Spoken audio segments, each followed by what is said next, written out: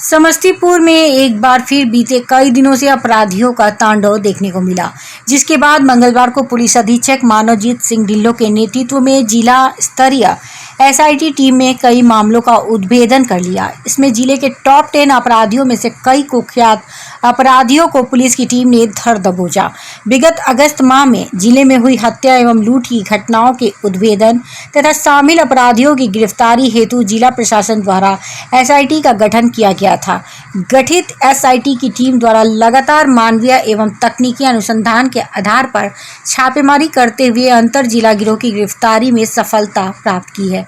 Police की team ने बीते 23 अगस्त को सुधा डिस्ट्रीब्यूटर से लूटकांड एवं हत्या, शंभूपट्टी में बीते 1 सितंबर को शंभूपट्टी स्थित एचपी गैस गोदाम में गोली मारकर लूट की घटना, ताजपुर के सीएसपी संचालक से 3,80,000 की लूट सहित 20 आपराधिक मामलों में इनकी संलिप्तता स्थापित हुई है। पुलिस की टीम ने समस्तीपुर जिले के टॉप 10 अपराधियों में शामिल जिले के मुसफ्फल थाना क्षेत्र के नीरपुर वार्ड 4 निवासी रामप्रसाद सिंह के पुत्र एवं कुख्यात अपराधी मनीष सिंह उर्फ राजा को उसके गैंग के साथ अपराध की योजना बनाते हुए गिरफ्तार किया। टॉप 10 अपराधी में से एक मनीष सिंह उर्फ राजा की गिरफ्तारी के दौरान पुलिस की टीम ने उसके आधा दर्जन अपराधी कर्मी साथियों को अपराध की योजना बनाते 3 आग्नेयास्त्र तथा 7 कारतूस के साथ गिरफ्तार किया। इन सभी अपराधियों की गिरफ्तारी मनीष सिंह उर्फ राजा के निर्माणाधीन मकान से छापेमारी के दौरान की गई। गिरफ्तार अपराधियों से गहन पूछताछ के दौरान एसआईटी की टीम तथा डीआईओ की टीम द्वारा पूछताछ के दौरान कई अहम जानकारी मिली, जिसके आधार पर तकनीकी जांच, सीसीटीवी फुटेज, मोबाइल से प्राप्त साक्ष्य आधार पर विभिन्न जिलों के करीब 20 आपराधिक मामलों ने इनकी संलिप्तता स्थापित हुई है, जिसके माध्यम से मुजफ्फरपुर जिले के 2 लूटकांड, वैशाली जिले के 5 लूटकांड, समस्तीपुर जिले के 12 कांड, नालंदा जिले के 1 लूटकांड, बेगूसराय जिले के 1 लूटकांड, पटना जिले के 1 लूटकांड का उद्भेदन हुआ है। सुधा डिस्ट्रीब्यूटर हैं सुनील राय जी, उनके यहाँ लगभग दिन के 1 बजे लूटपाट की घटना हुई थी और लूट के दौरान ही विरोध के क्रम में उनकी हत्या हुई थी और उनके एक चालक की हत्या हुई थी। इसके बाद पुलिस द्वारा पुलिस अधीक्षक महोदय के निर्देशन और नेतृत्व में टेक्निकल और मैनुअल आधार पर अनुसंधान हो रहा था, जिसमें कुछ तथ्य आए थे और इसके बाद मुफस्सिल क्षेत्र में अपराधियों की गिरफ्तारी हुई। और इस आधार पर जो इस घटना के मुख्य जो 3 शूटर थे, मनीष, अंकित, निखिल और अन्य जो इसमें साजिश करता, हथियार स्कीम में सब प्रोवाइड कराने वाले, आश्रय देने वाले, और कुल इस तरह से 8 लोगों की गिरफ्तारी हो चुकी है। कुछ अन्य हैं जो इसमें और एक दो और शूटर हैं, उनकी गिरफ्तारी के लिए छापेमारी की जा रही है और इस कांड का उद्भेदन हो चुका है। इसमें जो हत्या हुई लूट के दौरान ही हुई, जैसा कि सर ने बताया है। ठीक है। मनीष पर कितने मामले दर्ज हैं?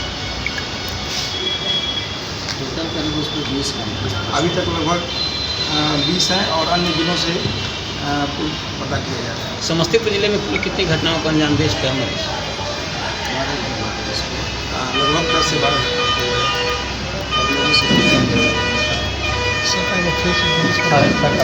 कुख्यात मनीष है, उस पर कुल कितने मामले अपने जिला में दर्ज है और किन किन घटनाओं को अंजाम दे चुका है वो? हम लोग के जिला में टॉप 10 में यह शीर्ष पहला नंबर पे वांछित अपराधी था। 2020 में ताजपुर के अषाढ़ी पोखर के पास एक हत्या हुई थी लूट के दौरान सीएसपी संचालक की। उस कांड का उद्भेदन पूर्व में हुआ था, लेकिन मनीष फिलहाल उस समय से फरार चल रहा था। उस हत्या के बाद वर्ष 2021 में अभी तक 4 हत्याएं इसके द्वारा की गई है। सभी हत्याएं लूट के दौरान फायरिंग करना इसका ये मुख्य अपराध का जो एमओ होता है वो रहा है। तो इसके द्वारा जो दलसिंह सराय में सुधा डिस्ट्रीब्यूटर से लूट करने के दौरान विरोध का सामना करना पड़ा था, उस वजह से उसके डिस्ट्रीब्यूटर की और उसके चालक की हत्या कर दी गई थी। इसके बाद में इसके पहले ही L&T फाइनेंस का सहदेई ओपी में उससे भी लूट के दौरान फायरिंग हुआ था, उसमें भी उसके कर्मी की जान चली गई थी। इसके अलावा बिंद थाना क्षेत्र नालंदा में एक व्यक्ति जा रहा था, वो सिर्फ उसके चेन छीनने के लिए उस पर इसने फायरिंग किया और उसमें उस पीड़ित की मृत्यु हो गई थी। चेन उसमें छीना था, उस चेन को हम लोगों ने ट्रैक करते हुए वो भी पता किया तो हम लोगों को पता चला कि ताजपुर थाना क्षेत्र में इसने उस चेन को बेचा था। उस बिंदु पर भी काम चल रहा था। और एक बात और ये सामने आई है कि उस लूट के दौरान जो फायरिंग किया था मनीष ने, उसके एक अन्य साथी मनीष के साथी है साका और नीतीश, उसको भी गोली लगा था। वो हम लोग के अनुसंधान में आया है। वह चोरी छुपे पटना में इलाज करा रहा था। हम लोगों ने ट्रैक करते हुए उसके इलाज स्थल, जिस अस्पताल में इलाज करा रहा था, वहाँ भी दबिश दी है और यह भी खंगाल रहे हैं कि वो फिलहाल कहाँ फरार है। तो एक और बात पूछताछ से ये सामने आए कि इन्होंने सुधा डिस्ट्रीब्यूटर को 23 अगस्त ही क्यों चुना था। तो इनके द्वारा ये खुलासा किया गया है कि वो रक्षाबंधन के नेक्स्ट अगला दिन था। इन लोगों को अंदाज़ा था कि रक्षाबंधन के दिन सुधा की जो एजेंसी है उससे दूध, पेड़ा, मिठाई, तरह की सामग्रियों की अधिक बिक्री होगी और उसके कारण उस एजेंसी में अधिक पैसा होगा। इस वजह से उन्होंने रक्षाबंधन के नेक्स्ट अगले दिन इस लूट को प्लान किया था। इसके 2 साथी भी हथियार के साथ पकड़े गए हैं। इसे विशेष करके जब पूरी टीम से पूछताछ की गई तो इनके द्वारा जो अभी तक घटनाएं की गई है, करीब करीब वो 20 से अधिक लूट की घटनाएं हैं।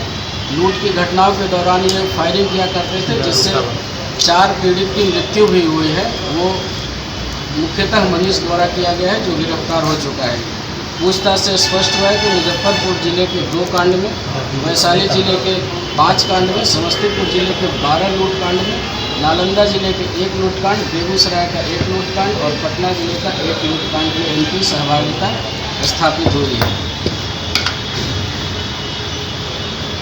इनसे बाहरी जिलों की टीम, मुजफ्फरपुर, वैशाली, नालंदा की टीम भी, अनुसंधान टीम इनसे पूछताछ कर चुकी है।